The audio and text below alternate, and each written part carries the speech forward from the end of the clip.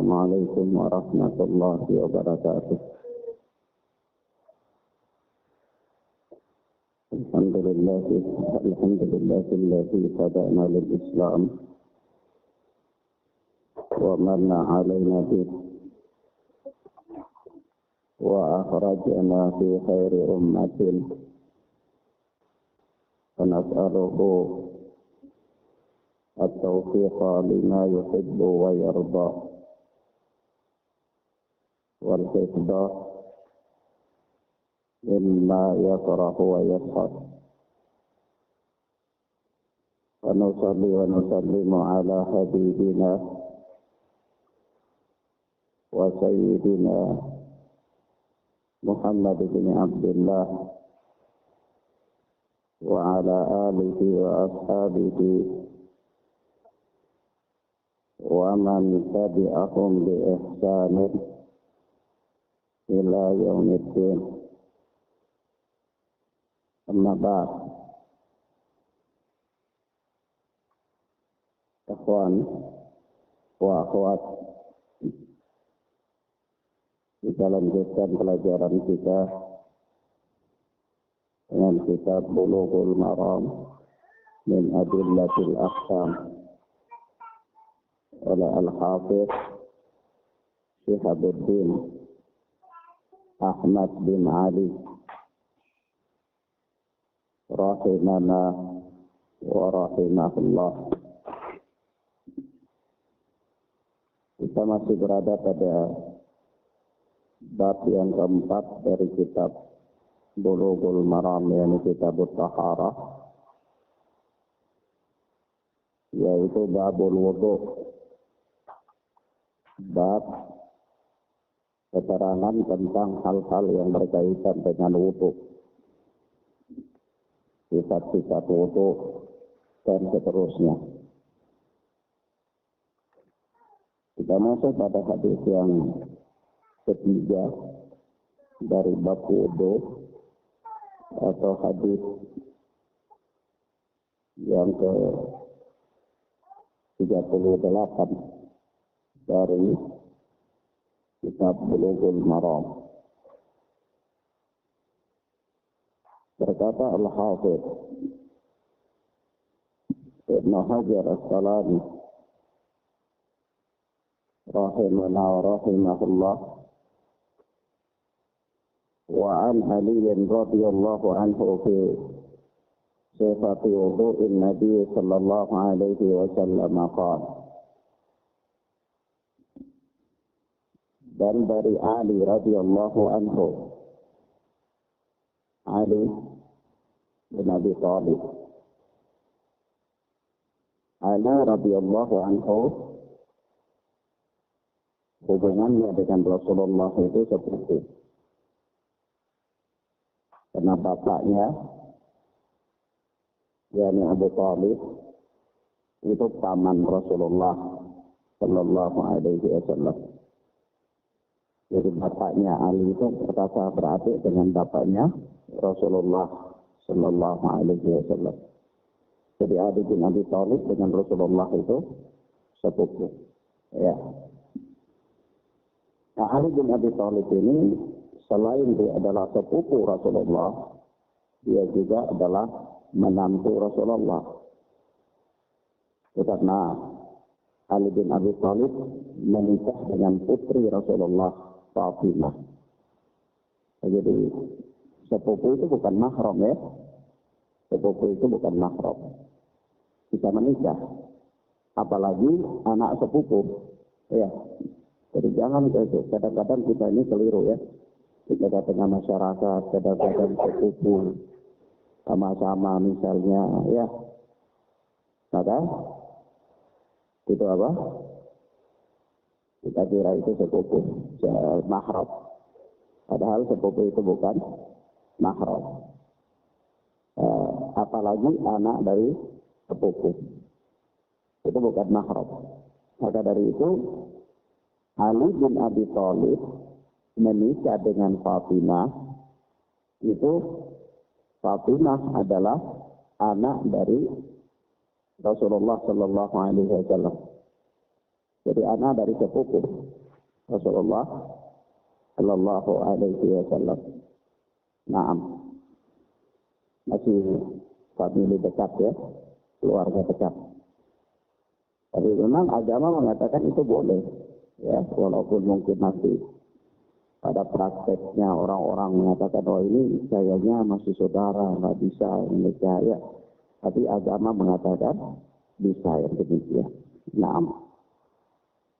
Maka dan juga Ali bin Abi Thalib adalah khalifah yang keempat, Amirul Mukminin, ya, termasuk di antara Khulafaur Rasyidin, termasuk di antara Khulafaur Rasyidin.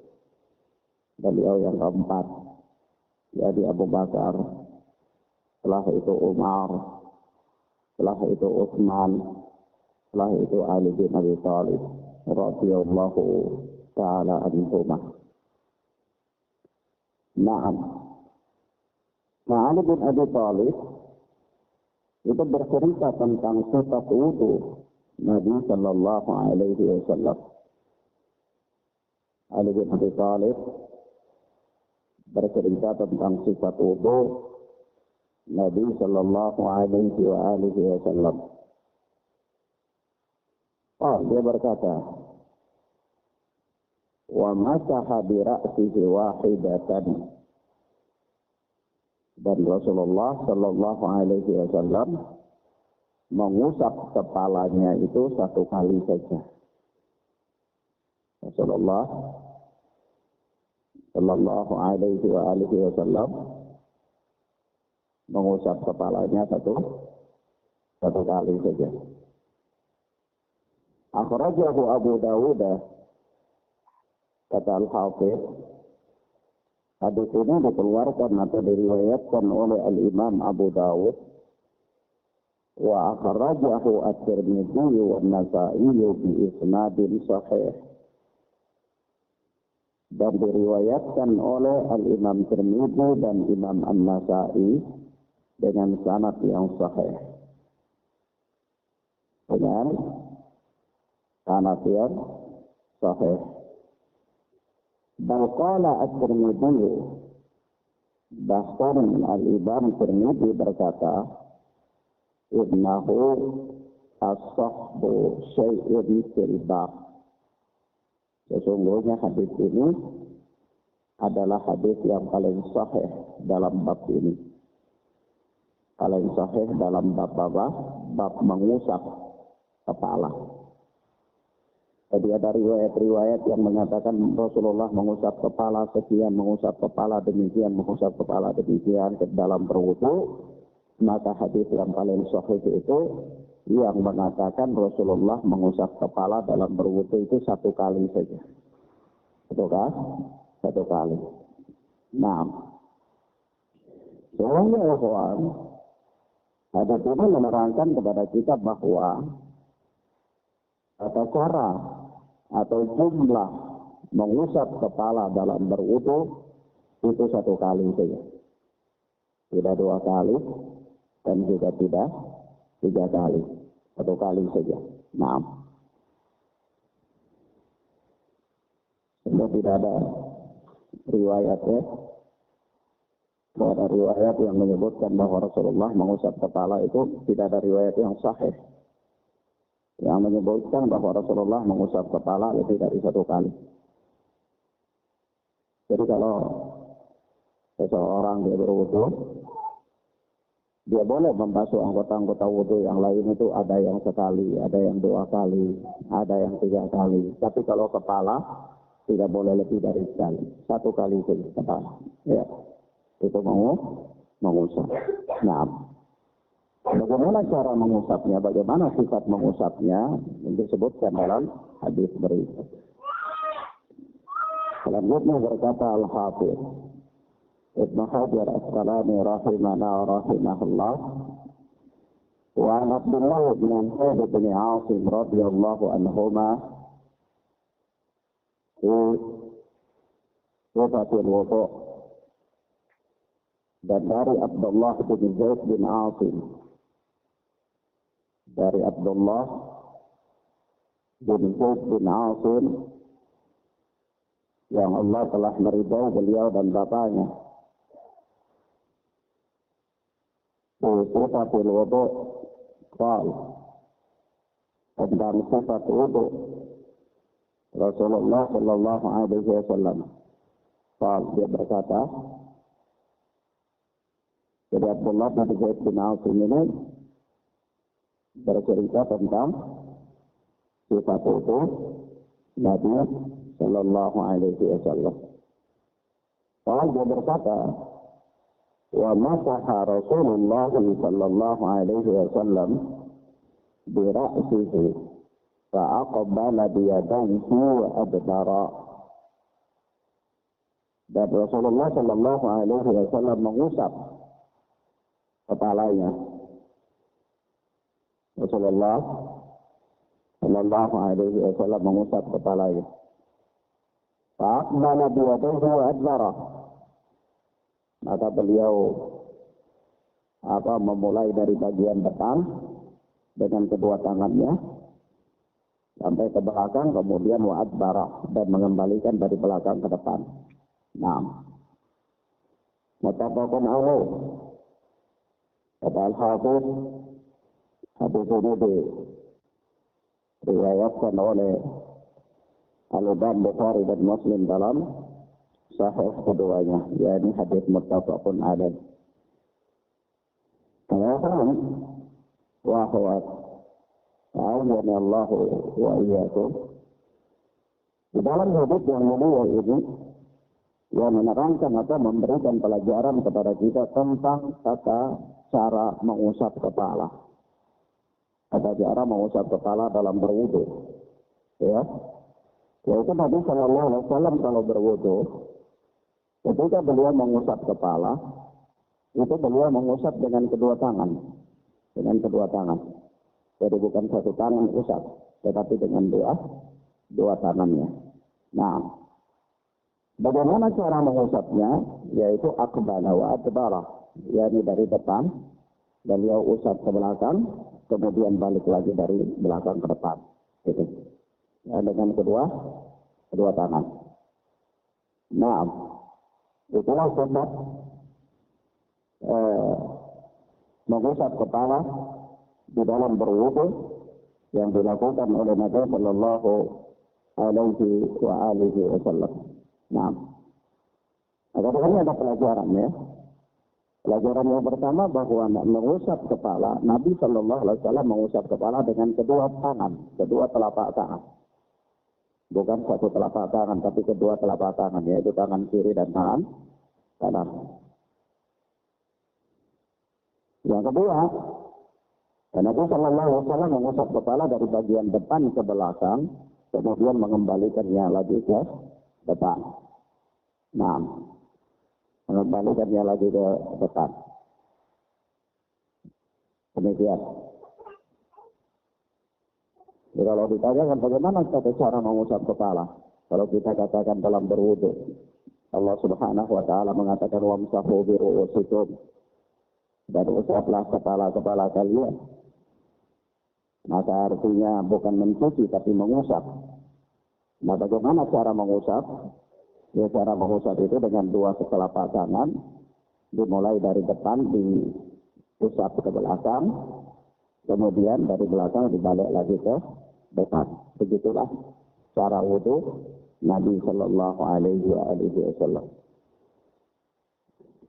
Dan sebaik-baik petunjuk adalah petunjuk Nabi Sallallahu Alaihi Wasallam. Sebaik-baik petunjuk adalah petunjuk Nabi Sallallahu Alaihi Wasallam. Ya. Karena Allah Subhanahu Wa Taala mengatakan wa ma atakumur rasulu fakhudhuhu wa ma nahakum anhu fantahu. Apa-apa yang diperintahkan atau yang diberikan oleh Rasul kepada kalian maka terimalah, dan apa-apa yang dilarang oleh beliau dari kalian maka tinggalkanlah. Naam. Sebagai petunjuk adalah petunjuk Rasulullah Sallallahu Alaihi Wasallam. Dan Rasulullah Sallallahu Alaihi Wasallam adalah uswah, teladan yang baik. Nah, kalau tidak ada jalan keselamatan kecuali dengan mengikuti petunjuk Nabi Sallallahu Alaihi Wasallam.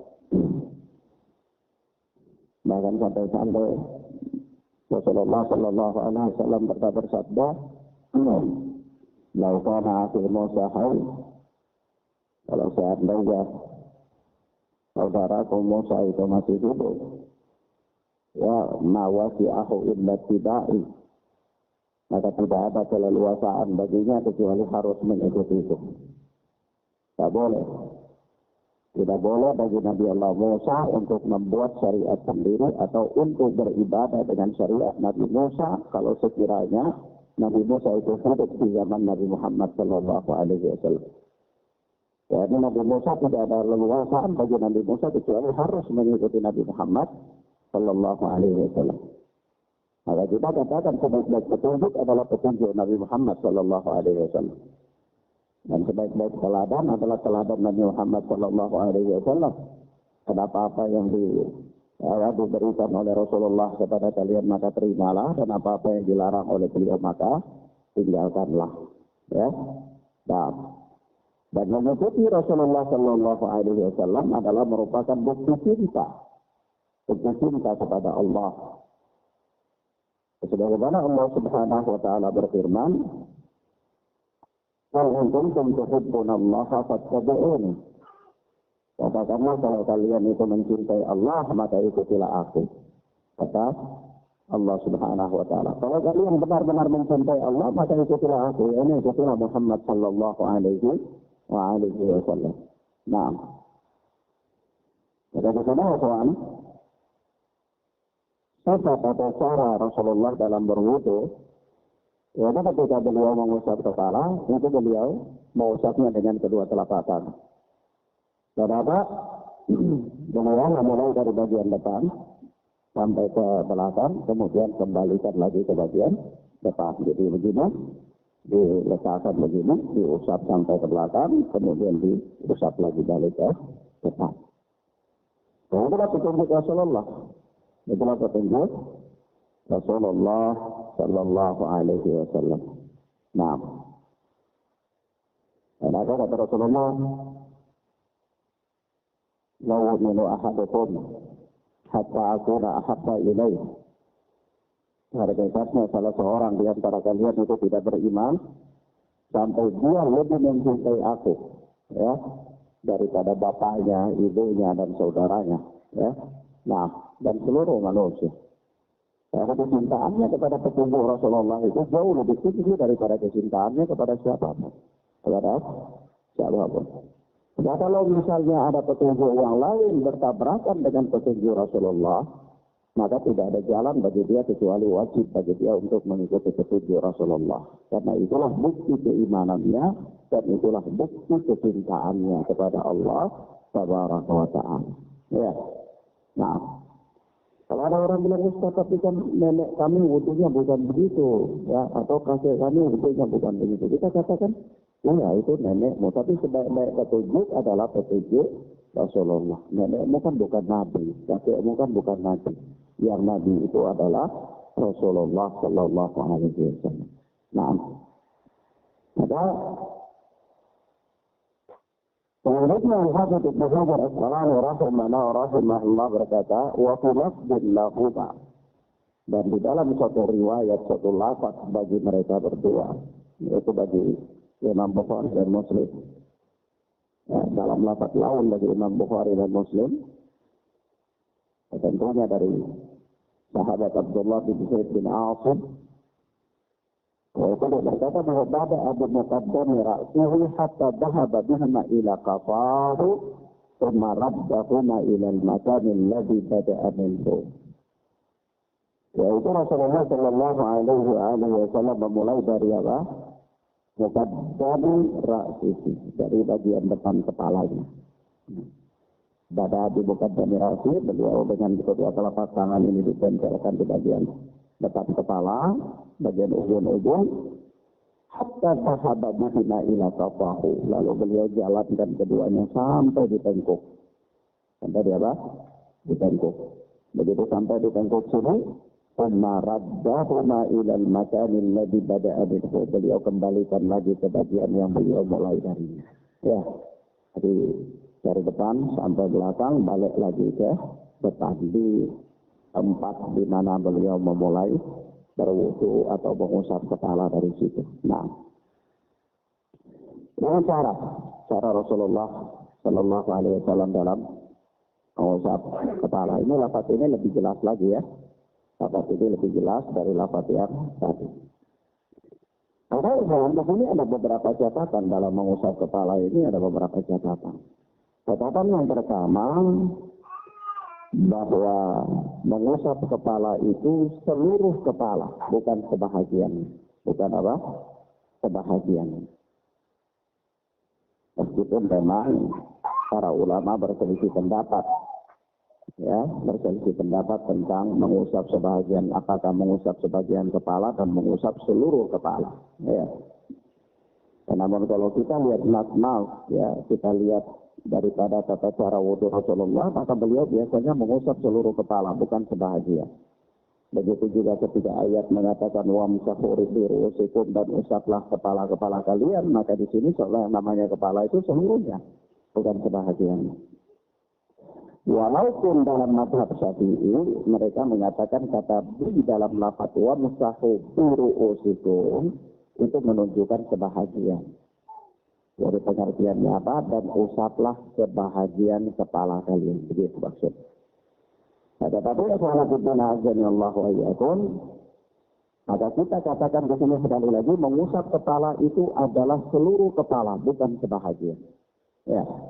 Nah, yang kedua, catatan yang kedua, kalau ditanyakan, ya, bagaimana atau apa hukumnya mengusap seluruh kepala, bagian kepala?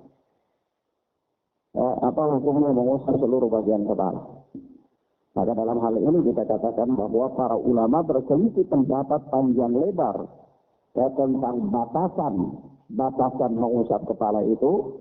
Namun pendapat yang kuat, yang paling pertengahan, yaitu bahwa mengusap seluruh bagian kepala hukumnya yustahab, sunnah. Itu berarti kalau ada orang yang mengusap sebahagian kepala saja sah. Kita katakan iya sah. Ya, kalau ada orang wudu dia usap cuma begini sampai di sini saja di pertengahan kepala sudah. Ya, bagaimana hukumnya? Apakah wudunya sah? Kita katakan sah. Ya, kita katakan apa? Sah. Tapi kalau dikatakan bagaimana yang afdal, bagaimana yang disunnahkan dalam berwudu, kita katakan usap semua kepala. Usap semua kepala. Caranya adalah mulai dari depan, kemudian sampai di tengkuk, kemudian balik lagi ke depan. Itu cara yang paling afdal. Cara yang paling afdal. Tapi kalau seorang dia usap saja sebahagian kepala saja, maka kita katakan sah. Kita katakan apa? Sah. Nah, kenapa demikian? Ya, karena ada satu riwayat, ya. Ada satu riwayat dari perbuatan Ibnu Umar radhiyallahu taala anhu. Dari Ibnu Umar radhiyallahu taala anhu bahwa ya, beliau pernah berwudu dengan cara apa? Mengusap sebagian kepalanya saja. Mengusap sebagian kepalanya, sebagaimana hadisnya ada di dalam riwayat Abu Daud, ya, dan hadisnya berderajat hasan. Hadisnya apa? Berderajat hasan. Naam. Ini perbuatan Ibnu Umar. Dan karena dia adalah merupakan perbuatan Ibnu Umar dan tidak didapatkan riwayat bahwa ada yang mengingkari perbuatan Ibnu Umar ini, maka kita katakan ya hal ini menunjukkan bahwa mengusap sebahagian kepala itu hukumnya wajib. Ala kulli hal mengusap kepala, tapi kalau mengusap seluruh kepala itu hukumnya sunnah. Ya. Nah, paham ya?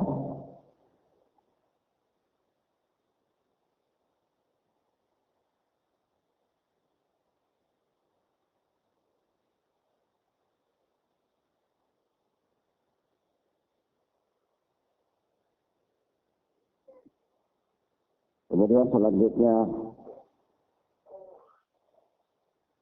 berkata Al-Hafidz Ibnu Hajar Al-Asqalani rahimahullah,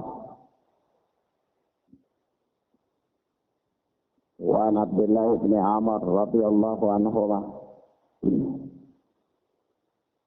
Dan dari Abdullah bin Amr yang Allah telah meridai beliau dan bapaknya. Dari Abdullah bin Amr, Allah telah meridai beliau dan bapaknya. Sifatul wudu yaqal.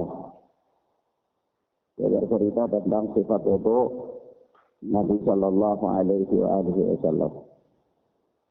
Dia berkata, "Umma masaha sallallahu alaihi wasallam bi ra'sihi wa adkhala isba'aihi sabbahataini fi udunaihi wa masaha bi ibhamaihi ala dhahiri udunaihi." Kemudian Rasulullah sallallahu alaihi wasallam mengusap kepalanya. Rasulullah sallallahu alaihi wasallam mengusap kepalanya. Wa adkhala isba'aihi sabbahataini fi udunaihi. Dan beliau memasukkan dua jari telunjuknya ke dua telinganya. Gini. Nabi itu kalau usap kepala itu caranya begini. Dari depan ini beliau tempel sampai ketentu, balik lagi ke situ, lalu turun, kedua jari telunjuk itu dimasukkan di telinga. Begitu.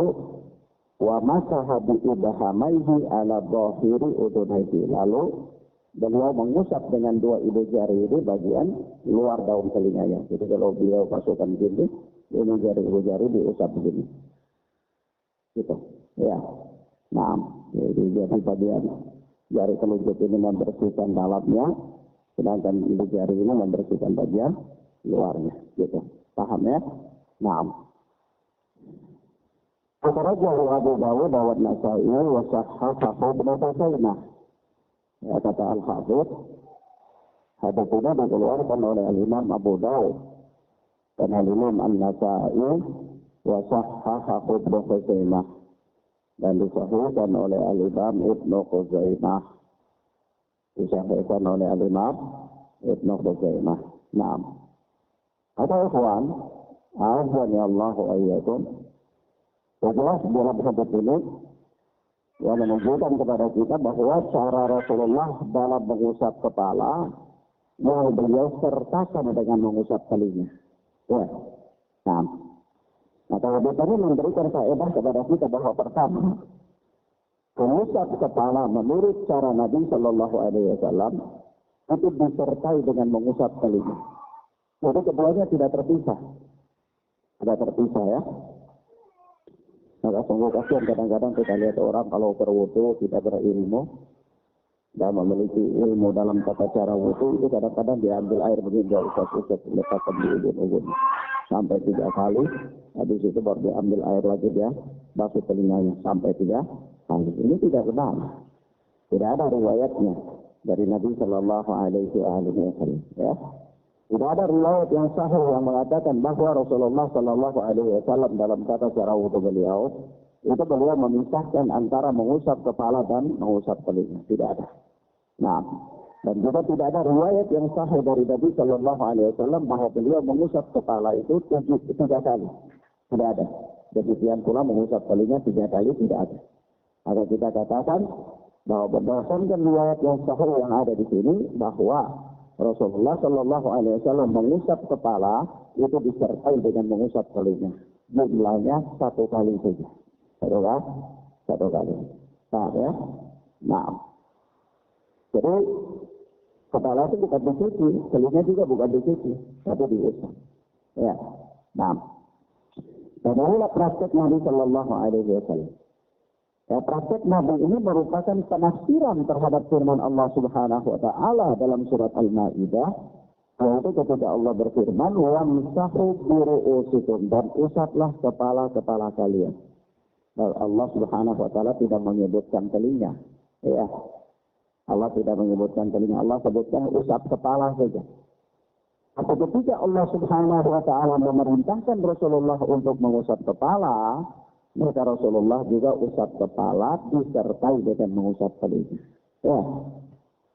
Sebab itu kita katakan faedah yang kedua dari hadis yang mulia ini bahwa telinga adalah bagian dari kepala.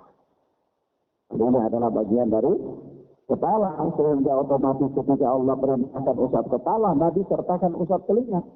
Ya, nah inilah penafsiran Nabi Shallallahu Alaihi Wasallam terhadap ayat. Sebab itu Rasulullah sebutkan dalam hadis yang lain, yaitu al-udunani minar ras. Ya, kedua telinga itu bagian dari kepala.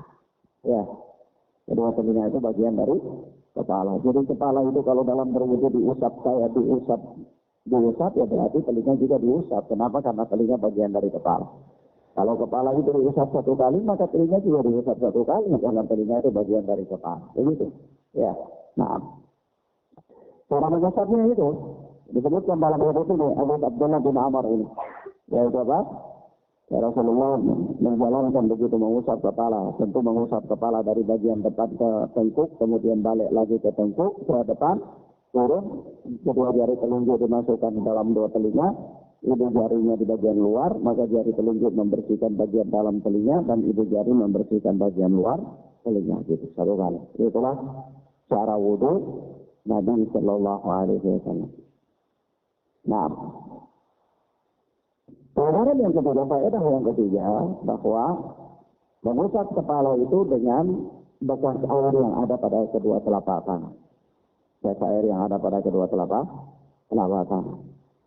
Jadi tidak harus ambil satu air baru untuk diletakkan di kepala. Tidak. Tapi cukup bekas air yang ada di telinga sudah cukup. Sudah cukup untuk dipakai. Bekas air yang ada di kedua telapak tangan sudah cukup untuk dipakai mengusap kepala dan mengusap telinga. Ada kadang-kadang orang kalau wudhu itu diambil air satu kumpul ditaruh di kepala sampai 3 kali. Tapi ya kadang-kadang habis wudhu kita lihat dia seperti mandi. Ya, basah. Ini nggak benar. Ya, ini apa? Tidak benar. Ya, wudhu yang seperti ini menjadi sunnah Nabi Sallallahu Alaihi Wasallam. Bahkan ada orang-orang yang selalu membangun-bangunkan bahwa mereka mengamalkan sunnah, mereka sendiri tidak mengerti bagaimana cara wudhu yang benar. Atau wudhunya saja pelepotan, wudhunya saja kotor kaki. Karena begitu, hal ini menunjukkan kepada kita bahwa pentingnya berilmu sebelum beramal. Pentingnya apa? Berilmu sebelum beramal. Maka dari itu Al-Imam Bukhari membuat satu bab di dalam sahihnya, itu adalah babul ilmi qabla qawli wal amal. Bab berilmu sebelum berbicara dan beramal. Kalau orang mau berbicara itu harus berilmu dulu. Orang mau beramal itu harus berilmu dulu. Tapi kita ini kadang-kadang aneh. Manusia ini kadang-kadang aneh. Yaitu apa? Dia berbicara dulu baru dia cari ilmunya. Ya. Atau kadang-kadang dia beribadah dulu baru dia cari ilmunya. Ini juga masih baik ya. Masih syukur-syukur kalau dia masih cari ilmunya. Tapi ada orang yang tidak mau tahu. Bicara saja tidak perlu tahu ilmunya. Cari tahu pun tidak mau. Begitu juga dia beramal. Tidak tahu ilmunya. Sudah. Yang penting beramal saja. Nah, ini kan kasihan. Ya. Karena apa? Ya, seorang muslim itu dia harus berilmu baru dia berbicara, berilmu baru dia beramal. Sebab itu Islam itu sangat menganjurkan bagi pemeluknya itu supaya cerdas, supaya pintar. Tidak boleh malas belajar, harus rajin belajar. Harus rajin belajar. Ya, atau bayangkan ya, kalau para salaf zaman dulu itu ya kita ini belajar enak ya. Para salaf di zaman dulu itu mereka belajar itu susah payah. Bahkan ada yang jalan dari kota Madinah sampai di Irak hanya mau tanya satu hadis saja. Coba antum bayangkan dari Madinah sampai di Irak itu ratusan kilometer. Ratusan kilometer hanya untuk dapat satu hadis saja. Ya, Masya Allah. Nah, kalau kita ini kan belajarnya enak, bisa dapat banyak hadis ya. Sambil duduk, dulu susah belajar, tapi orang-orang bersemangat dalam belajar. Mereka bersemangat, bahkan mereka melakukan rihlah, perjalanan jauh untuk mempelajari ilmu agama. Ada di antara para ulama itu ya kawan, kalau kita pelajari biografi para ulama dalam menuntut ilmu, itu kita dapat mereka ada yang mereka itu tahan lapar berhari-hari, hanya untuk apa? Mau belajar. Menempuh perjalanan jauh, kadang-kadang sampai bekal habis di perjalanan. Ada itu seperti Imam Abu Hatim Ar-Razi. Itu beliau kerja 1 tahun, belajar 1 tahun. Jadi 1 tahun itu beliau kerja dulu, kumpul uang. Kumpul. Uangnya sudah ada, kira-kira biaya untuk 1 tahun. Jadi dibagi ya, 1 tahun. Kalau 1 tahun itu, ya misalnya 360 hari. Berarti beliau kumpul uang. Kira-kira satu hari itu makan berapa? Misalnya satu hari makannya 50.000, itu berarti beliau kumpul uang untuk makan 350 hari. 350 hari. Sudah berapa itu? Kalau satu hari 50.000 itu satu bulan berarti kan 1,5 juta ya. Satu bulan 1,5 juta lah. Ini ada 12 bulan. Kalau 10 bulan berarti 1,5 juta berarti apa? 18 juta ya. Jadi kerja ngumpulin uang 18 juta, sudah ada uang 18 juta, pergi belajar 1 tahun. 1 tahun itu ya belajar saja, nggak kerja lagi. Ya, belajar. Dan tidak ada jajan. Ya, kalau jajan nanti uangnya berkurang. Kalau satu hari misalnya 50.000, ya satu hari 50.000, pas misalnya antum jajan kan berarti sudah lebih ya. Akhirnya hitung-hitung ini uang per harinya 50.000. Tapi tiba-tiba antum jajan, akhirnya jadi 60.000 atau 70.000, ya kan? Yang tadinya nanti untuk 1 tahun, nggak jadi lagi 1 tahun, karena sudah habis terpakai. Ya. Lalu Imam Abu Hatim Ar-Razi ini 1 tahun belajar, 1 tahun kerja. Jadi beliau bekerja itu 1 tahun kumpul uang, sudah ada uang untuk biaya 1 tahun, beliau pergi belajar. Belajar setiap hari datangi ulama ahli hadis, catat hadis, belajar, menghafal, begitu terus. Imam Abu Hatim Ar-Razi itu menghafal 100.000 hadis seperti menghafal surat Qul Huwallahu Ahad.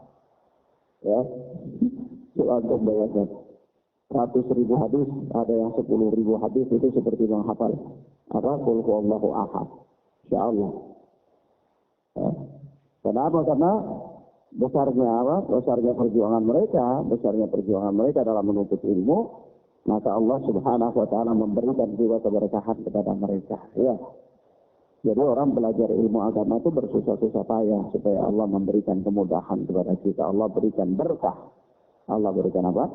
Berkah. Seorang murid harus sabar, seorang guru juga harus sabar. Sama-sama sabar supaya apa? Belajar itu kan ibadah. Ya. Belajar itu ibadah, mengajar juga ibadah. Maka karena 2 perkara ini adalah ibadah, seseorang harus melakukannya dengan tekun dan sabar. Kemudian ikhlas. Kemudian apa? Ikhlas. Nah. Maka sampai-sampai Imam Abu Hatim Ar-Razi ini suatu ketika, karena dia asyikkan belajar, itu dia lupa kalau sudah 1 tahun berlalu. Ya. Lalu begitu dia pulang dari tempat belajarnya, dia mau lihat kantong uangnya untuk mau beli makanan, lihat dia uang sudah habis. Berarti sudah 1 tahun berlalu. Besok malam itu dia tidur dalam keadaan lapar. Besoknya temannya datang, gimana? Iya, ayo kita berangkat belajar. Ya belajar. Berangkat dalam keadaan lapar. Ya, karena para ulama itu kan mereka ya, menjaga kehormatan diri, jadi mereka nggak minta-minta. Ya kalau nggak ada sabar, ya nggak mau juga mengeluh. Ya. Sampai apa ya kawan? 2 hari seperti itu. 2 hari berangkat belajar dalam keadaan lapar. Hari ketiganya beliau sudah lemah, sudah nggak sanggup lagi. Ketika temannya datang mau ajak beliau untuk belajar, lihat kok lama. Ditanya kenapa? Kata dia, demi Allah saya tidak pernah berdusta, ya, saya harus jujur bahwa saya ini sudah kehabisan bekal, ya, dan selama 2 hari ini saya belajar itu tidak makan. Akhirnya apa? Temannya itu, ini ada uang, ya, akhirnya dikasih. Ini ada uang, dikasihlah kepada Imam Abu Hatim Ar-Razi, maka sebagiannya dipakai untuk makan dan sebagiannya dipakai untuk ongkos pulang. Pulang untuk apa? Bekerja lagi, kumpul uang lagi, setahun lagi baru datang lagi belajar. Itulah ulama ya. Mereka pintar dalam bagi waktu. Pantas kalau sekiranya mereka itu jadi ulama-ulama besar, jadi orang-orang alim ya. Siapapun bisa jadi orang alim, siapapun bisa jadi ulama besar. Asal dia sungguh-sungguh, dia serius, dia belajar, dia rajin, ya, dia tidak buang-buang waktu, ya, dan dia banyak berdoa kepada Allah. Untuk tahu, Al-Hafidz Ibn Hajar Asqalani penulis kitab Bulughul Maram. Al-Hafidz Ibn Hajar Asqalani ini orangnya hafalannya itu lemah. Artinya di zaman itu ya, jika dibandingkan dengan teman-temannya. Artinya teman-temannya itu kuat hafalannya. Dia di antara teman-temannya yang hafalannya lemah. Sampai akhirnya suatu ketika Al-Hafidz Ibnu Hajar Asqalani ini pergi di kali, maka dia lihatlah tetesan air itu jatuh di sebuah batu. Makin lama, berhari-hari, dia lihat ternyata batu itu berlubang. Batu yang keras itu berlubang hanya karena tetesan air yang sedikit, tapi karena terus-menerus. Maka beliau pun berpikir, oh kalau batu yang begini besar saja itu bisa berlubang dengan tetesan air yang kecil, maka bagaimanapun seseorang tidak mampu menghafal, kalau dia terus, maka dia pasti bisa. Lalu lihat ini air yang lemah, terus, batu yang keras pun berlubang. Maka Al-Hafidz pun sungguh-sungguh dalam belajar serius, ya, tidak buang-buang waktu, dia manfaatkan waktunya dengan baik, belajar sampai akhirnya jadi ulama besar. Jadi Al-Hafidz Ibnu Hajar Asqalani jadi hakim, ya, insya Allah. Nah ini apa? Keseriusannya dia itu membawa hasil yang baik. Maka dari itu orang yang belajar itu serius, ya, sungguh-sungguh, ya, jangan main-main. Sendiri harus memacu diri supaya bisa. Ya, karena kalau percuma saja kalau misalnya kita itu ditekan, disuruh, tapi kita sendiri yang tidak serius, itu juga susah. Tapi kalau dari pribadinya dia serius, walaupun orang nggak suruh, dia tetap berusaha sampai dia bisa. Maka itulah perjuangan para sahabat dalam mempelajari ilmu agama. Perjuangan para sahabat dalam mempelajari ilmu agama. Jadi orang-orang saleh, ya, para salafun as-saleh.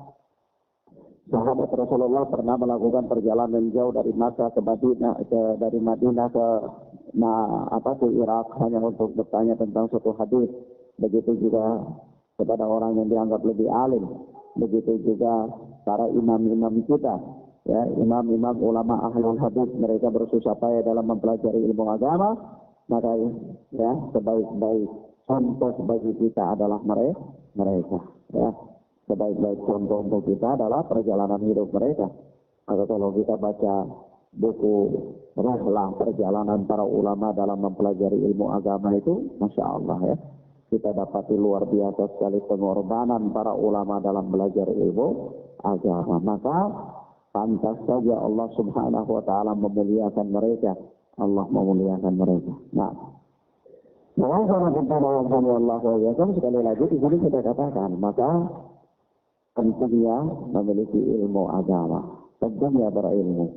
Sebab itu Imam Bukhari mengatakan, babul ilmi qabla qawli wal amal, bab berilmu sebelum berbicara dan beramal. Orang itu kalau mau berbicara dia tahu dulu ilmunya. Saya mau bicara ini nih, bagaimana ilmunya, salah apa tidak, ya.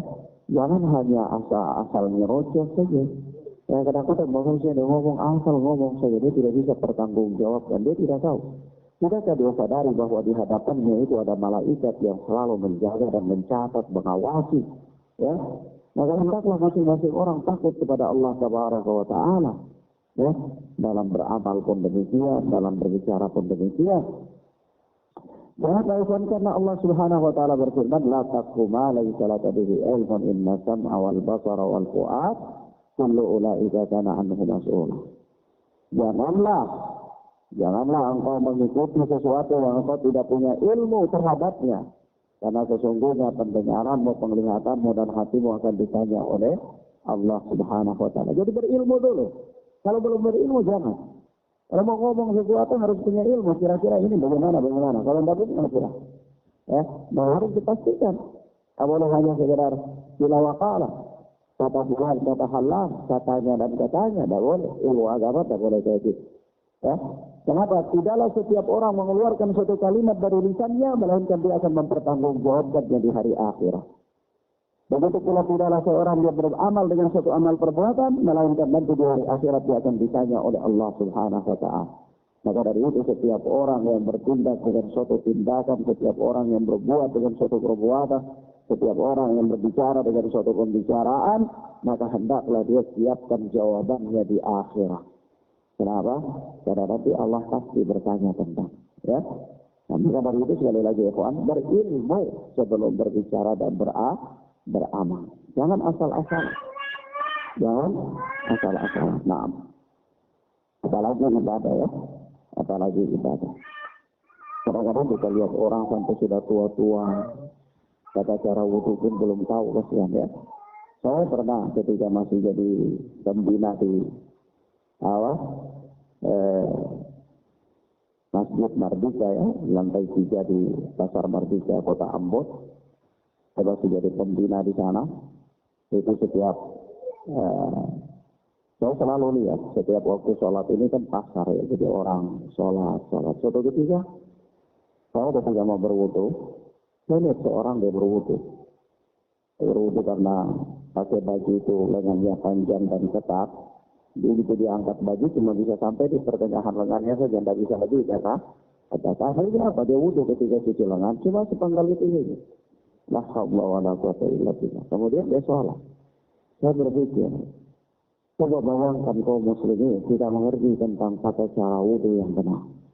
Padahal kalau seorang berwudu dia tidak mengusap, dia tidak meratakan air ke seluruh anggota wudu, itu sah apa tidak? Tidak sah. Wudunya tidak sah.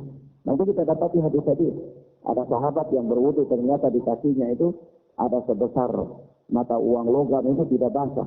Ya kata Rasulullah, kembali wudu ulang dan perbaiki sholat. Ya. Nah, maka apa? Kenapa? Karena apa? La yaqbalallahu salata ahadukum idza hadatsa hatta yatawadda. Idza ahdatsa hatta yatawadda. Ya Allah Subhanahu wa taala tidak menerima salat salah seorang di antara kalian apabila dia berhadas sampai dia berwudu. Dan disebutkan la yaqbalallahu salata ahadukum bighairi tahuri. Allah tidak menerima salat salah seorang dari kalian tanpa wudu, ya, tanpa bersuci. Jadi kalau wudunya tidak sah, otomatis kan tidak dianggap. Walaupun dia tidak melakukan perbuatan wudu kan, tapi kan tidak dianggap karena di dalam pandangan syariat dikatakan tidak. Walaupun orang wudu itu tidak wudu, begitu dia sholat. Kita katakan sholatnya tidak sah, kenapa orang ini tidak berwudu? Nah, saya tadi lihat dia wudu, iya betul. Atau melihat dia berwudu, tetapi hakikatnya secara syariat wudunya itu tidak sah, maka dia tidak dianggap berwudu. Sama dengan orang sholat, dia sudah melakukan perkara sholat, sudah sholat, tapi tidak memenuhi perkara syarat sahnya sholat misalnya. Dia sholat menghadap ke timur misalnya, ya, atau dia sholat menghadap ke utara, atau dia sholat sebelum masuk waktunya, atau dia sholat tanpa wudu. Kita lihat dia sudah sholat, tapi apakah dalam pandangan syariat dia dikatakan sholat? Tidak. Dalam pandangan syariat dia tidak dikatakan tidak sholat. Kenapa? Karena dia melakukan sholat tanpa memenuhi syarat sahnya sholat. Begitu? Ya. Nah. Maka sekali lagi ya kawan, kita katakan maka dalam bab ini, ya dalam bab agama itu seseorang dia wajib berilmu sebelum dia berbicara dan dia beramal. Nah, jadi jangan malah tahu, jangan menggampang-gampangkan, tidak boleh. Rasulullah berkata al-Fatih di kisah Rasulullah wa Nabi Hurairah radhiyallahu anhu qala, dan dari Abu Hurairah Allah telah meridai bahwa dia berkata, qala Rasulullah sallallahu alaihi wasallam, Rasulullah sallallahu alaihi wasallam bersabda, Rasulullah sallallahu alaihi wasallam bersabda, "Qad qada ahadukum min manamihi." Apabila salah seorang dari kalian bangun dari tidurnya, dalam sebahagian lafaz itu dikatakan manamih, sebahagian lafaz dikatakan naumihi, sama saja. Manam dan naum sama saja maknanya, ya. Jadi, "Qad qada ahadukum min manamihi." Dan yastafir salatan. Apabila salah seorang dari kalian bangun dari tidurnya,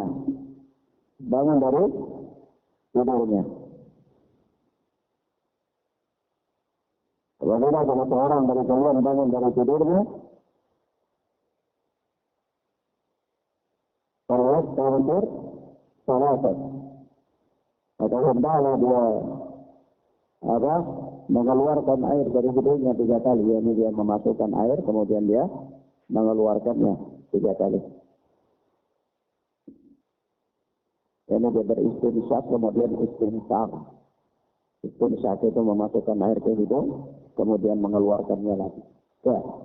sebanyak 3 kali kalau bangun dari tidur. Inna syaitana yabitu ala khawashumihi, karena sesungguhnya syaitan bermalam di lubang hidungnya. Ya, setan bermalam, setan itu tidur di lubang hidungnya. Muttafaqun alaih. Hadis ini diriwayatkan oleh Imam Bukhari dan Muslim dalam sahih keduanya. Nah, kemudian hadis ini memberikan beberapa pelajaran kepada kita ya. Yang pertama, hadis ini menunjukkan tentang mukjizat Nabi Sallallahu Alaihi Wasallam. Mukjizat Nabi Sallallahu Alaihi Wasallam. Apa mukjizat Nabi? Ya, Nabi Sallallahu Alaihi Wasallam diberitahu oleh Allah Subhanahu Wa Taala bahwa setan itu bermalam di lubang hidung manusia. Ya, nah, ini kan perkara gaib ya. Rasulullah nggak bisa tahu. Rasulullah nggak bisa tahu. Tapi Rasulullah Sallallahu Alaihi Wasallam diberitahu oleh Allah, pastinya Rasulullah diberitahu oleh Allah sehingga Rasulullah bisa mengabarkan kepada kita hal itu. Dan ini merupakan mukjizat. Ini apa? Merupakan mukjizat Nabi Sallallahu Alaihi Wasallam. Nah, yang kedua, hadis ini menerangkan kepada kita bahwa ya syaitan itu dengan izin Allah bermalam di lubang hidung manusia. Dan ini bukan perkara yang mustahil. Tapi kalau jangan sampai antum lihat setan bermalam di lubang hidung manusia, ada teman tidur antum lihat di pondok, ada dapat lihat setan di sini. Atau antum pikir setan itu sekecil apa sih sampai kira-kira seperti biji beras mungkin ya bisa bermalam dalam lubang hidung seorang. Bukan begitu. Artinya Allah Subhanahu Wa Taala Maha Kuasa. Dan Allah Tabaraka wa Ta'ala idza arada Allahu syai'an ay yaqula lahu kun fayakun. Apabila Allah berkehendak untuk suatu perkara maka cukuplah Allah berfirman jadi maka jadilah dia. Jadi mudah saja bagi Allah ya. Mudah bagi Allah. Tidak ada yang sulit bagi Allah Subhanahu wa Ta'ala. Jadi Allah ketika menciptakan manusia, Allah menciptakan syaitan dan Allah membuat sedemikian rupa bahwa syaitan itu dengan izin Allah ya bisa bermalam dalam lubang hidung manusia, maka ini bisa saja terjadi. Bisa terjadi. Ya. Semuanya tidak ada yang sulit bagi Allah. Nah, kata dari itu orang yang tidur itu ya sesungguhnya dia sedang syaitan itu sedang berusaha bagaimana untuk mempermainkan orang dalam keadaan tidur. Maka dari itu orang yang tidur itu dia harus tahu adab-adab tidur. Itu pertama dia baca doa, kemudian dia tidur miring ke kanan, ya. Kemudian dia baca doa tidur, ya. Begitu. Dan sampai upaya setan untuk mengganggu manusia ini sampai dia mempermainkan manusia dalam tidurnya. Sebab itu ada orang mimpi, ya, mimpi setan, mimpi jelek, mimpi seterusnya. Ini permainan setan. Permainan apa? Setan. Kata dia apa? Maka dia pun harus tahu bagaimana adab-adab ketika bermimpi, bagaimana bermimpi buruk, adabnya apa, mimpi baik, adabnya apa, begitu dan seterusnya. Ya. Maka sekali lagi kita katakan bahwa syaitan itu selalu berupaya untuk mengganggu manusia dan dia selalu berupaya untuk menyertai manusia sampai dalam tidur sekalipun. Dia berusaha untuk apa? Mengganggu manusia. Ya. Sampai ada orang ya, tidur itu kadang-kadang mimpi buruk. Ada orang yang bangun langsung jalan. Ya. Ada orang tidur itu, ada tidur bangun jalan tidak sadar. Kita lihat, ini jalan kemana? Kadang kita ambil balik lagi ke sini tempat tidur, dia tidur. Ternyata kita ambil tidur. Jalannya sambil apa? Sambil tidur. Ada orang yang kayak gitu. Ya. Nah, maka apa? Kendala, ya orang memperhatikan adab-adab dalam tidur. Ya. Nah, setan itu selalu mengganggu manusia. Setan selalu berupaya untuk bersama dengan manusia dan mengganggu manusia sampai manusia itu ketika tidur, setan pun ikut bermalam di dalam lubang hidungnya. Ya, itu yang kadang-kadang membuat orang susah bangun di subuh hari. Ya, susah bangun di subuh hari. Nah, setan itu bisa kunci telinganya. Ya, nah, maka orang berdina aja Allah itu orang kalau itu nggak bangun-bangun di kebiasaan nggak bangun subuh itu biasanya telinganya sudah penuh dengan kencing syaitan. Ya, nah, ada apa? Jadi bahaya harus waspada. Jangan sampai telinga kita menjadi tempat kencingnya setan, menjadi toiletnya setan. Ya, sayang. Ya, maaf. Jadi supaya telinga kita tidak jadi toiletnya setan, ya bangun subuh. Sebelum waktu subuh kita harus bangun. Nah, maka yang ketiga, pelajaran yang ketiga dari hadis yang mulia ini bahwa dianjurkan bagi setiap orang yang bangun dari tidur untuk memasukkan air ke dalam lubang hidungnya, untuk melakukan istinsyak dan istinsar, memasukkan air ke dalam lubang hidungnya dan mengeluarkannya lagi 3 kali. Nah, jadi kalau orang itu biasanya masih ngantuk-ngantuk bangun, begitu dia beristinsyak dan istinsar, nanti hilang ngantuknya itu hilang. Usir setan yang lagi apa? Yang lagi bermalam di lubang hidungnya itu. Nah, ini hukumnya apa? Sunnah, hukumnya sunnah. Nah, kalau dia tidak melakukan yang demikian, dia tidak berdosa, Tetapi, ya, sebagai seorang muslim tentunya dia berupaya untuk melakukan amal sebanyak-banyaknya. Ada kesempatan untuk beramal, ini beramal. Lagian ini juga amalannya kan nggak berat. Saya cuma bangun, ambil air, masukkan ke hidung, keluarkan lagi, masukkan lagi, keluarkan lagi, masukkan lagi, keluarkan lagi 3 kali. Maka dia sudah dapat pahala. Pahalanya apa? Pahala mengikuti sunnah Nabi Shallallahu Alaihi Wasallam. Ya, gampang saja mendapatkan pahala itu. Cuma kadang-kadang kita nggak tahu ilmunya. Ya, kita tidak tahu ilmunya dan kita malas. Maka kita katakan di sini apa? Di faedah yang ketiga dari hadis yang mulia ini adalah bahwa ya disunnahkan bagi orang yang bangun dari tidurnya itu untuk memasukkan air ke dalam lubang hidungnya, lalu mengeluarkannya lagi sebanyak 3 kali. Kalau ditanyakan Ustaz, apakah ini tidur dari semua tidur atau tidur bangun dari tidur di malam hari saja? Ya, bangun dari tidur di malam hari. Yang jelas, para ulama berselisih pendapat dalam bab ini. Ada yang mengatakan bangun dari semua tidur, termasuk tidur di siang hari. Ada yang mengatakan ini khusus bangun dari tidur di malam hari saja. Namun yang kuat, yang kita pandang kuat insyaallah ta'ala adalah ini khusus bagi bangun dari tidur di malam hari saja. Ya. Kenapa? Karena tidur malam hari itu lebih pulas, lebih berat tidurnya dan lebih panjang tidurnya. Ya. Coba antum lihat malam hari itu tidurnya hampir setengah dari siang hari.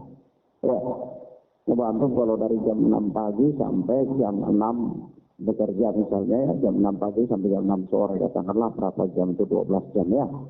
Nah, kalau antum tidur malam juga begitu dari jam 9 katakanlah sampai jam 5 pagi, berapa jam? Ya, hampir sama itu.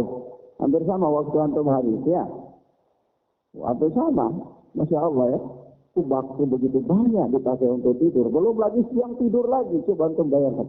Kalau siang tidur lagi berarti Masya Allah. Bisa-bisa umur antum ini habis itu di dalam tidur. Ya. Umur itu habis dalam apa? Dalam tidur. Coba antum kalau siang misalnya. Ya, dari jam 1 atau jam 2 lah katakanlah. Antum tidur bangun itu jam 4. Berarti berapa jam? 2. Jam 2 jam ya. Siang antum sudah tidur 2 jam. Kemudian malam lagi antum tidur dari jam 10 sampai jam 5, berarti berapa jam tuh? 9 ya. Jadi berapa? 9 jam. Coba. Jadi kalau antum malam itu tidurnya 7 jam, tambah siangnya 2 jam, berarti antum tidur 9 jam, sedangkan waktu siang antum 12 jam. Sedikitnya cuma berapa itu?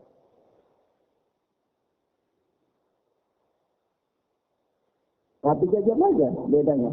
Jadi kasihan umur kita ini banyak habis itu tidur sebenarnya ya. Umur kita yang habis ini banyak tidur, Insya Allah. Maka berat sekali. Maka dari itu ikhwan fillah Allah wa iyyakum ya. Para ulama mengatakan kepada kita dan pendapat yang kita anggap kuat adalah apa? Bangun khusus dari bangun dari tidur di malam hari ya. Nah, tidur di malam hari itu lebih panjang, lebih pulas, dan lebih nyenyak. Sangat berpeluang untuk terjadinya hal-hal yang aneh dalam gangguan-gangguan setan. Itu di tidur di malam hari. Ada orang tidur siang hari juga mimpi ada. Bukan tidak ada. Tapi sangat jarang ketika dibandingkan dengan tidur di malam hari. Ya. gangguan setan itu lebih banyak. Ya, demikian. Para tabi'in azanillahu wa iyyakum. Selanjutnya berkata Al-Hafidz Ibnu Hajar Al-Asqalani rahimana wa rahimahullah,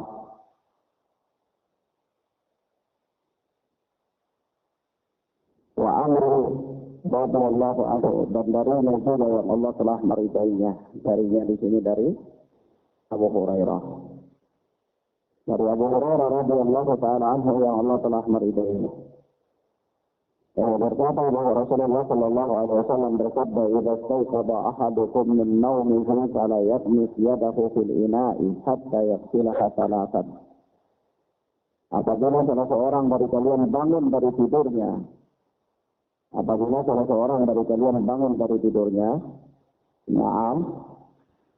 fala yaqmis yadahu fil ina'i, maka janganlah dia menceburkan tangannya ke dalam bejana.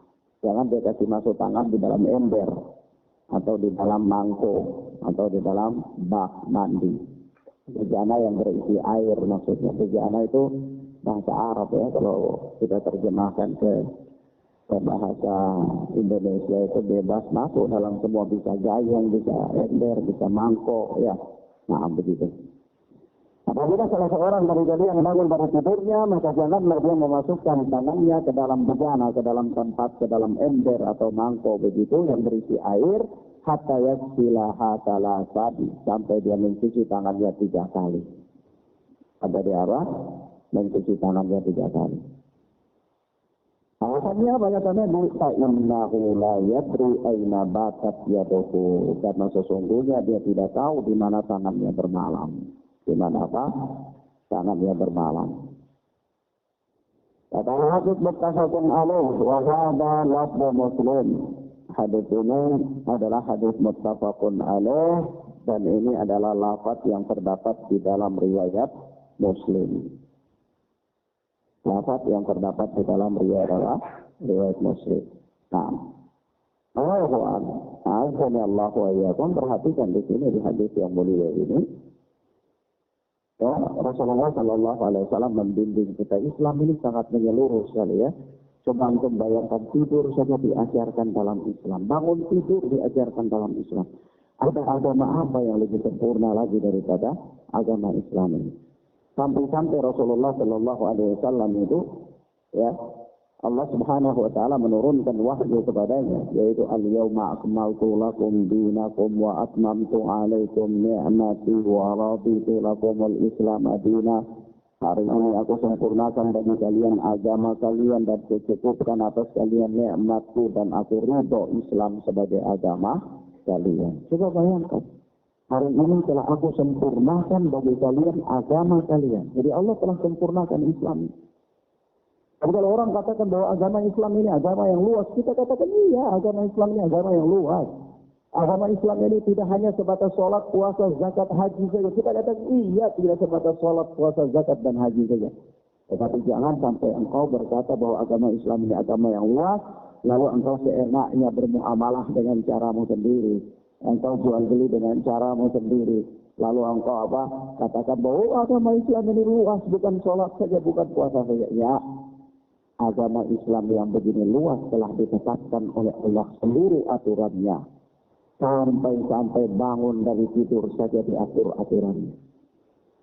Coba, kalau bukan Allah yang mengaturnya, kira-kira siapa yang bisa tahu bahwa bangun dari malam hari itu mesti cuci tangan dulu? Ya, maksudnya cuci tangan dulu. Tidak ada, profesor siapapun tidak akan pernah tahu. Ya. Nah, sebab itu apa kata Rasulullah Sallallahu Alaihi Wasallam? Kenapa di sini? Fa innahu la yadri aina batat yaduhu, karena sesungguhnya dia tidak tahu di mana tangannya bermalam. Ya, profesor, doktor, ilmuwan, siapapun dia, kalau dia tidak akan pernah berpikir bahwa ketika seseorang tidur di malam hari atau seorang tidur dia bangun itu dia mesti cuci tangan dulu, karena bisa jadi terjadi apa dan apa dalam tidurnya. Itu kan dia tidak pernah tahu. Tetapi Allah Subhanahu Wa Taala yang menciptakan manusia dan segala alam dan segala isinya ini Allah tahu. Maka dari itu Allah perintahkan kita untuk hal-hal yang baik bagi kita. Ya.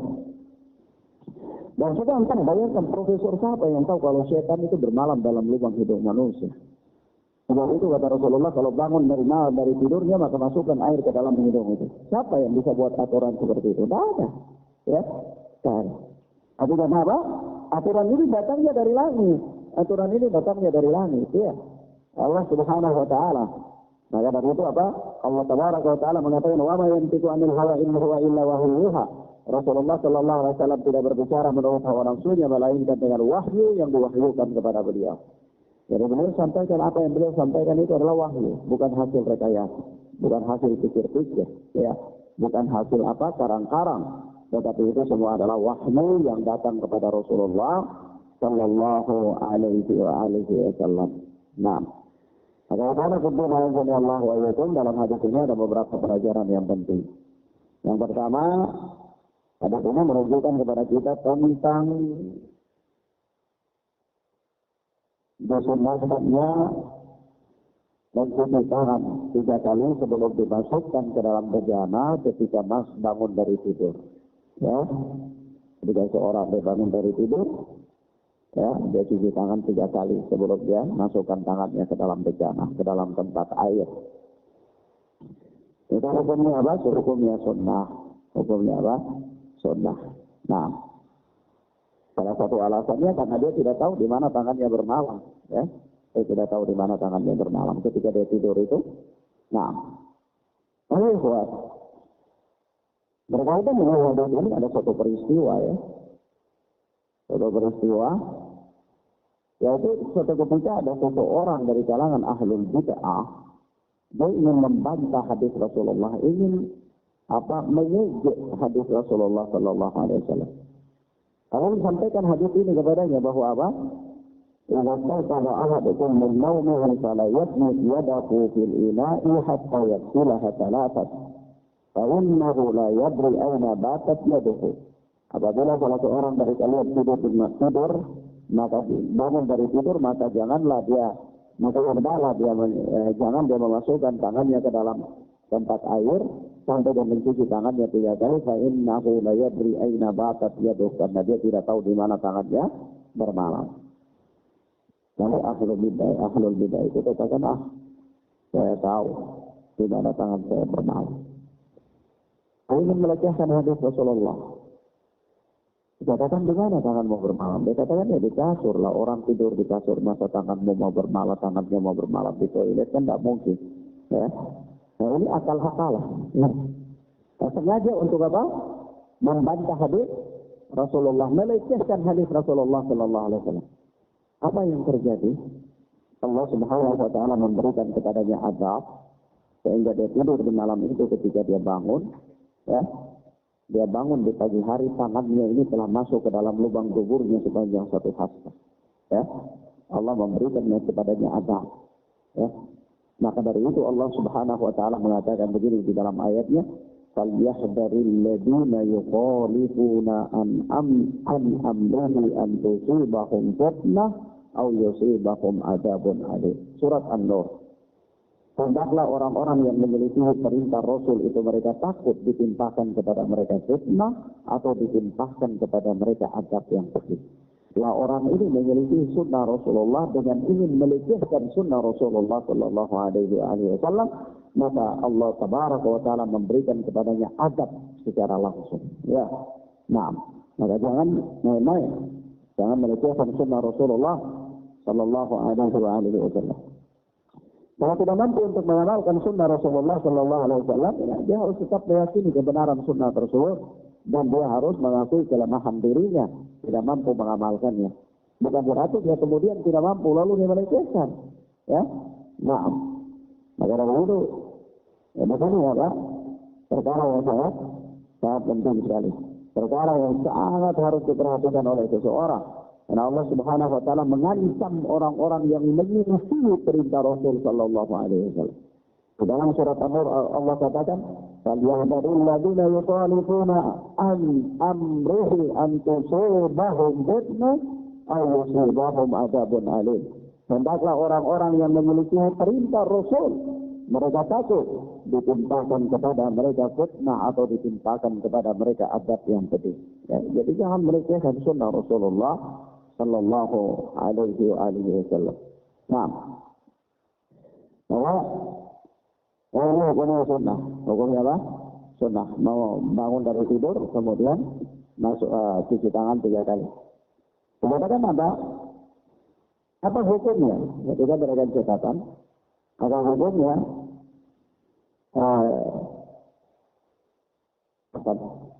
Kalau ditanyakan, apakah ketika seseorang bangun di malam hari langsung dia berwudu mencuci tangan yang dijadikan sebagai wudu, pembuka wudu, dia tanpa cuci tangan terlebih dahulu, tapi dia wudu langsung cuci tangan itu, kemudian dia berwudu sebagaimana biasa, apakah itu sudah cukup? Maka kita katakan itu juga sudah cukup. Ya. Tetapi yang lebih afdal bagi dia adalah dia cuci tangan 3 kali tersendiri, kemudian baru dia berwudu. Ya. Jadi kawan, azanallahu ayyakum, dari sini ya kita dapatkan adab setelah bangun tidur ya. Adab setelah bangun tidur. Adab setelah bangun tidur yang disebutkan di sini selain daripada membaca doa bangun tidur, juga ada 2 perkara yang harus dilakukan oleh seseorang, yang disunnahkan untuk dilakukan oleh seseorang. Yaitu yang pertama dia memasukkan air ke dalam hidungnya 3 kali kemudian mengeluarkannya. Yang kedua dia cuci tangan sebelum dia masukkan tangannya ke dalam tempat air. Ya. Nah, bagaimana a'azzanallahu wa iyyakum. Di sini juga ada isyarat ya, ada isyarat bahwa orang bolehnya orang itu berwudu dengan cara menciduk air dari tempat air. Ya. Bolehnya berwudu dengan cara apa? Menciduk air dari tempat air. Misalnya bak atau ember atau gayung yang agak besar, ciduk air begitu untuk dipakai untuk berwudu, itu boleh. Oleh sebab itu, ya kalau bangun dari tidur, sebelum berwudu dengan cara demikian cuci dulu tangan, baru boleh kasih masuk tangan supaya ambil air untuk berwudu. Ya. Nah, kemudian di sini para ulama berselisih pendapat sebagaimana biasanya masalah-masalah fikih. Apakah ini adalah aturan dari bangun dari setiap tidur malam dan tidur siang, atau khusus di tidur malam saja? Maka pendapat yang kita anggap kuat adalah khusus dari bangun dan tidur di malam hari saja. Ya, salah satu alasannya itu karena tidur di malam hari itu lebih pulas, lebih panjang, ya, dan lebih tenggelam dalam tidurnya, maka terjadi hal-hal yang di luar daripada pengetahuan seseorang yang sedang tidur itu banyak sekali bisa terjadi. Ya, nah, maka di sini apa? Anjuran ini khusus untuk orang yang bangun dari tidurnya di malam hari. Nah, wallahu a'lam bishawab. Kemudian apa tentunya azan Allah wa iyyakum, ini beberapa hal yang bisa kita sampaikan pada kesempatan yang mubarakah ini. Mudah-mudahan bermanfaat bagi kita insyaallah taala. Kita lanjutkan pada pertemuan berikutnya bismillah. Ini ada pertanyaan.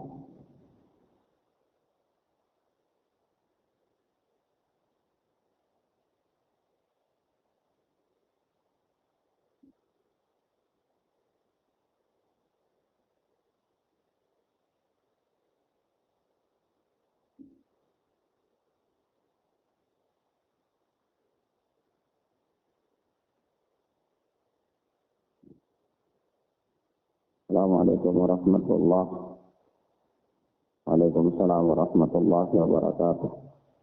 Saya mau tanya, kalau mau melamar perempuan terus kalau ditanya dia diam, itu maksudnya gimana Ustaz?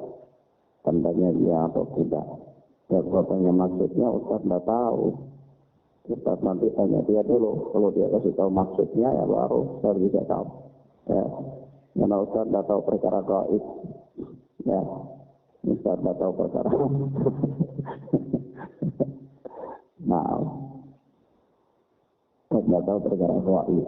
Wallahu a'lam bishawab.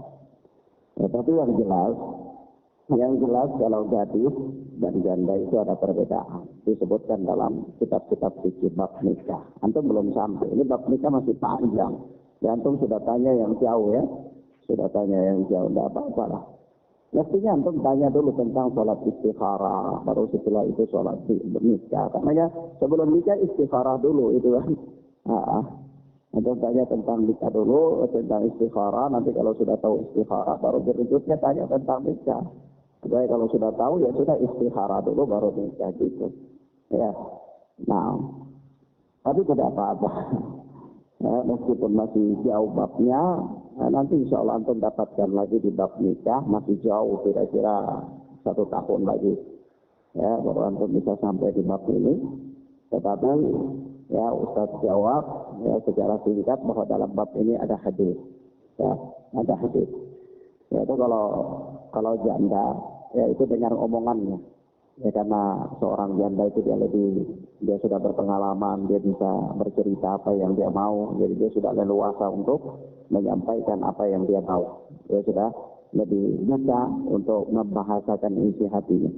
Tapi kalau seorang gadis itu biasanya malu-malu, belum punya pengalaman, ya, belum punya pengalaman, malu-malu. Jadi kata Nabi, ya kalau walinya minta izin kepada dia dan dia diam, itu tandanya dia mau. Tandanya dia mau. Tapi yang harus bilang itu walinya, jangan antum. Ya, kalau antum langsung bilang, bukan itu. Ya. Walinya, kalau antum mau itu langsung bilang walinya. Walinya siapa begitu? Disampaikan ke walinya, Pak, saya pengen mau menikah sama anak bapak yang namanya ini. Kamu di mana? Oh, teman di sekolah, Pak. Sejak kapan teman sekolahnya? Dari masih SMP, Pak. Oh, berarti sudah kenal dekat sudah. Oh ya, sudah tahu juga sudah, Pak. Oh, ya sudah, ntar saya tanya anaknya. Nah, kalau bapaknya tanya anaknya, nah gimana ini? Teman sekolahmu ini katanya sudah SMP. Kamu sudah kenal sama dia? Kenal. Gimana kamu masih mau nggak dia mau menikah sama kamu? Dia diam-diam, gitu ya, tawa-tawa kayak gitu, sambil diam aja. Nah, ini walinya sudah tahu nih, ini isyaratnya dia mau, ya, kenapa? Isyaratnya dia mau, gitu, ya. Nah, paham ya? Nah, wallahu a'lam bishawab. Sampai sini paham ya, Pak ya? Nah, pertanyaan dari apa? Dari asrama Putri. Ada beberapa pertanyaan juga ini.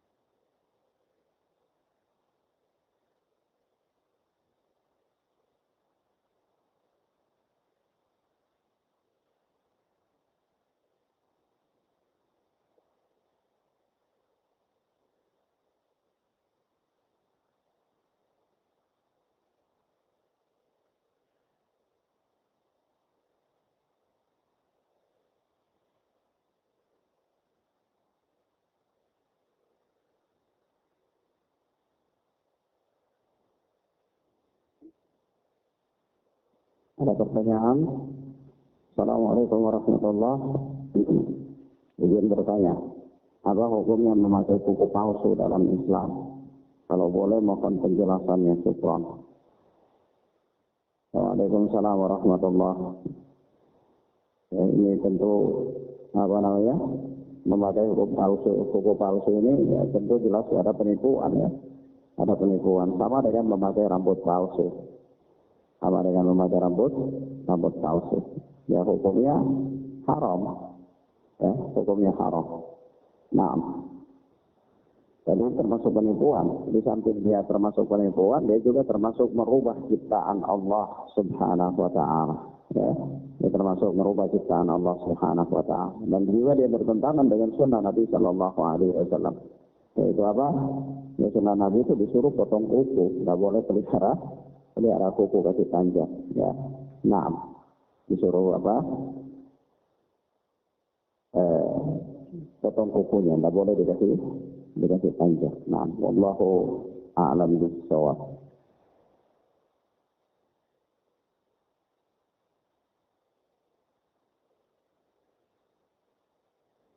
Yang berikutnya, Assalamualaikum warahmatullahi wabarakatuh. Waalaikumsalam warahmatullahi wabarakatuh. Mau tanya, amalan apa yang afdal dilakukan seorang muslimah ketika sedang berhalangan, sedang haid maksudnya ya?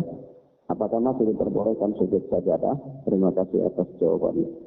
Waalaikumsalam warahmatullahi wabarakatuh. Ya, tentu ya, amalan-amalan yang diperbolehkan bagi wanita yang sedang haid itu semua amalan kecuali berpuasa, ya, sholat, kemudian apa namanya, tawaf. Kalau memang dia sedang melakukan umroh atau yaitu melakukan hubungan suami istri. Adapun kalau dia berpikir, membaca zikir pagi petang, kemudian dia memurojaah Al-Quran, membaca Al-Quran, semua ini boleh.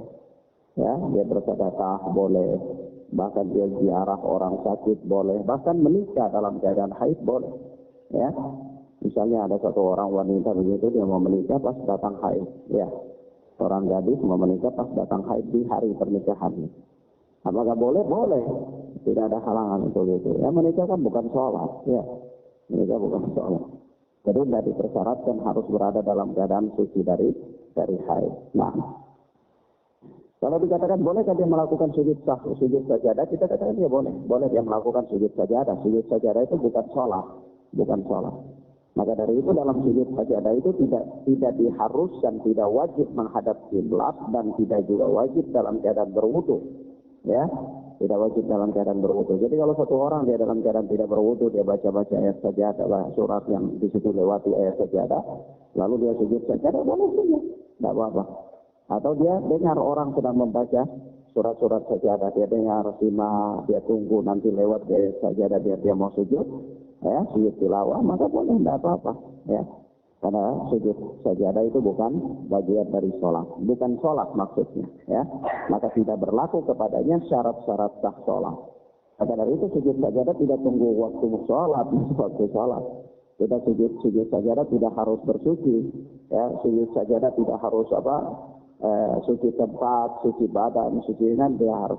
Nah, karena dia bukan sholat. Jadi wanita yang haid misalnya, kalau dia mendengar orang membaca Al-Quran, melewati surat-surat sajadah dan tak lewat di ayat sajadah, dan dia menyimaknya dengan maksud ini ingin melakukan sujud tilawah, maka silakan dia lakukan sujud tilawah. Tidak ada halangan bagi dia. Ya.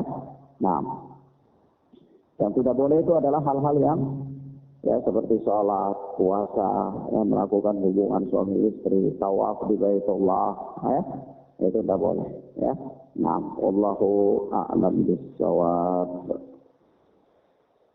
Demikian para pimpinan Allah wa iyyakum, ini beberapa hal yang perlu kita sampaikan pada kesempatan yang mubarak ini. Nah.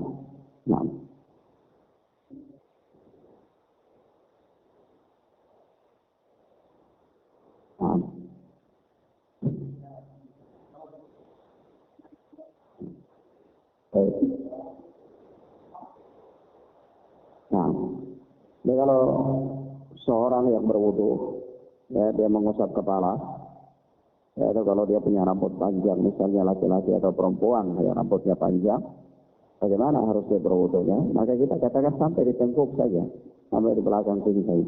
Jangan sampai di ujung rambutnya, sampai di tengkuknya saja. Kemudian dia balik lagi ke depan, dia usap telinganya, ya. Karena yang dimaksudkan di situ mengusap kepala, bukan mengusap rambut, ya. Kalau mengusap rambut, ya dia harus mengusap rambutnya semua. Kalau rambutnya panjang, ya. Na'am, wallahu a'lam bis-shawab. Na'am.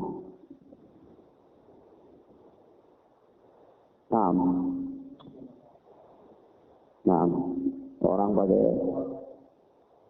mewarnai kuku dan mewarnai rambut, ya. Hukumnya mewarnai kuku dan mewarnai rambut. Na'am, barakallahu fiik. Yang pertama, mewarnai kuku ini kalau dilakukan dengan jenis-jenis yang kayak kuteks dan lain-lain, ini perkara yang haram. Karena ini termasuk meniru-niru kebudayaan orang-orang kafir. Tapi kalau pakai henna, maka ini boleh. Ini boleh. Selama tidak ditampakkan. Ini bentuk perhiasan. Bagi wanita dia boleh berhias. Memerah kuku, membuat warna kukunya dengan henna, selama dia tidak tampakkan perhiasan itu kepada non mahramnya. Ya. Nah, Yang kedua berkaitan dengan mewarnai rambut. Asalnya mewarnai rambut itu hukumnya haram. Ya, termasuk merubah ciptaan Allah Tabaraka wa Ta'ala. Tetapi kalau ada sebab-sebab yang membolehkan dia untuk mewarnai rambut, maka boleh. Ya, salah satu sebabnya, dan bahkan satu sebab yang disebutkan di dalam hadis itu kalau rambutnya sudah uban semua, sudah putih semua. Jadi kalau ada orang yang rambutnya misalnya merah atau rambutnya hitam, lalu rambutnya sudah putih semua, atau putih mendominasi, ada warna hitam juga, tapi putihnya mendominasi, maka boleh untuk dia mewarnai rambut dengan syarat tidak boleh warna hitam. Jadi warna biru boleh, tidak paham. Walaupun ganjil ya. Nah, kalau misalnya dia warna merah, tidak apa-apa. Ya, warna merah tidak apa-apa. Warna selain itu. Tapi syaratnya apa? Ada dua syarat. Dalam mewarnai rambut itu ada dua syarat. Syarat yang pertama, kalau rambutnya sudah putih mendominasi. Kalau putih sudah mendominasi rambutnya, warna rambutnya sudah uban, itu sudah banyak, maka boleh dia warnai rambut. Yang kedua, warnanya tidak boleh hitam. Warnanya tidak boleh hitam. Dengan demikian kalau orang dia mewarnai rambut sementara rambutnya belum uban, ini haram. Ya, ini haram karena tidak ada sebab. Tidak ada apa? Sebab. Sementara ya, al-ahkamu tadurru ala illati. Hukum-hukum itu berporos pada sebabnya. Ada sebab, ada hukum. Tidak ada sebab, maka tidak ada hukum. Nah, sebabnya rambut kalau sudah, mayoritas rambut kalau sudah putih, maka ini jadi sebab untuk boleh mewarnai rambut. Nah, kalau dia belum putih berarti belum ada sebab, maka tidak boleh mewarnai rambut. Begitu ya.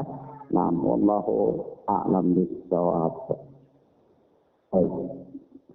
Kemudian Allah sekali lagi anak sampaikan bahwa kita punya kesempatan untuk membuka pertanyaan, tanya jawab itu nanti di pelajaran kitab Bulughul Maram, yaitu hari Rabu, hari Kamis dan hari Jumat. Ya, mudah-mudahan bermanfaat bagi kita insyaallah taala. Allahumma inna nas'aluka al-huda wat-tuqa wal-'afwa wal-ghina. Allahumma inna nas'aluka rizqan thayyiban wa ilman nafi'an wa 'amalan mutaqabbalan. Allahumma yassir lana wa la tu'assir 'alaina. Allahumma yassir lana wa la tu'assir 'alaina. Allahumma barik lana fima a'tayt. Allahumma barik lana fima a'tayt. Allahumma aslih ahwalana wa ahwalal muslimina fi kulli makan. Allahumma barik lana fima a'tayt. Allahumma yassir lana wa la tu'assir 'alaina. Allahumma inna nas'aluka rizqan thayyiban wa ilman nafi'an wa 'amalan mutaqabbalan. Wa sallallahu ala nabiyyina Muhammad wa ala alihi wa sahbihi wa sallam. Subhanallahumma bihamdika asyhadu an la ilaha illa anta astaghfiruka wa atubu ilaik. Wassalamu alaikum warahmatullahi wabarakatuh.